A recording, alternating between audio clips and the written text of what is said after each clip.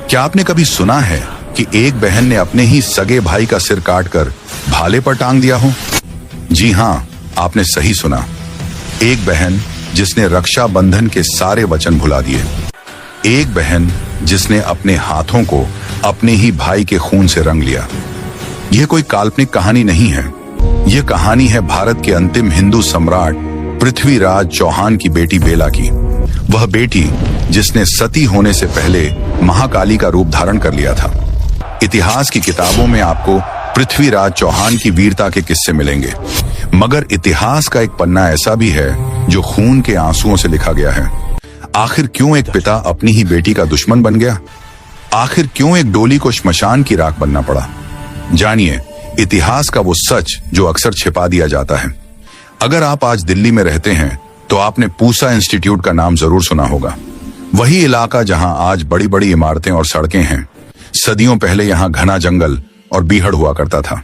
यहीं पास में पंचकुइयां रोड के पास एक मंदिर है, नाम है बेला सती मंदिर। यह मंदिर गवाह है उस भयानक युद्ध का जो एक पिता की जिद के कारण हुआ। यह कहानी आल्हा खंड से ली गई है। यह बुंदेलखंड की वह लोक गाथा है जो वीरों के बलिदान की बात करती है। यहाँ पृथ्वीराज चौहान वो नायक नहीं है जिन्हें हम जानते हैं। यहाँ वह एक ऐसे पिता हैं जिनका अहंकार उनकी बेटी की खुशियों से बड़ा हो गया। एक खलनायक पिता जो अपनी ही बेटी का घर बसने नहीं देना चाहता। कहानी की शुरुआत होती है दिल्ली के आलीशान महल से। शहनाइयां बज रही थीं। पूरा दिल्ली शहर रोशनी से नहाया हुआ था। पृथ्वीराज चौहान की बेटी बेला का विवाह तय हुआ था। दूल्हा कोई आम इंसान नहीं था। वह थे महोबा के वीर राजकुमार ब्रह्मा यानी ब्रह्मानंद। ब्रह्मा महोबा के राजा परमाल के बेटे थे।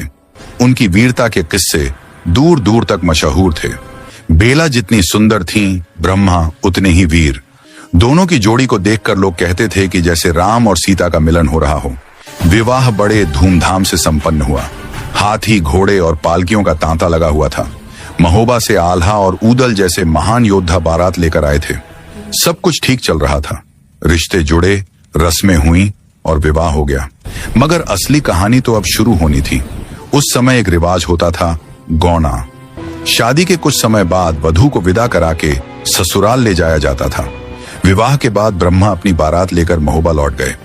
तय हुआ कि कुछ समय बाद बेला का गौना होगा, लेकिन किस्मत को कुछ और ही मंजूर था। समय बीतता गया। बेला अपने पिता के घर में अपने पति के इंतजार में दिन काट रही थी। उधर महोबा में राजकुमार ब्रह्मा अपनी पत्नी को लाने के लिए बेचैन थे। आखिरकार गौना का समय आ गया। महोबा से संदेश आया कि हम अपनी बहू को लेने आ रहे हैं। दिल्ली में तैयारी शुरू होनी चाहिए थी, मगर यहां तो माहौल ही कुछ और था। पृथ्वीराज चौहान अपनी सभा में बैठे थे। उनके चेहरे पर एक अजीब सी सख्ती थी। तभी उनके कुछ दरबारियों ने उनके कान भरने शुरू कर दिए। दरबारी बोले, महाराज, महोबा वाले आपसे रिश्ते में छोटे हैं। अगर उन्होंने आपकी बराबरी करने की कोशिश की तो यह दिल्ली की शान के खिलाफ होगा। कहा जाता है कि विवाद की वजह नगाड़े थे।